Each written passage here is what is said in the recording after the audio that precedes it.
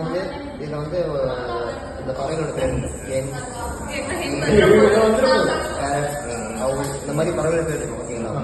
நீங்கள் இங்கேயே ஸ்டாப் பண்ணுங்க.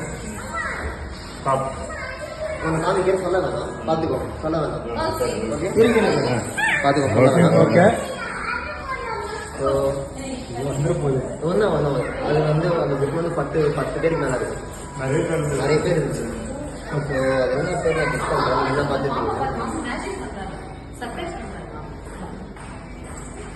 ஸோ எடுத்துருக்கேன். சொல்லுங்க, என்ன பேர் பண்ணுறோம்? என்ன பேர்? டீகாக்.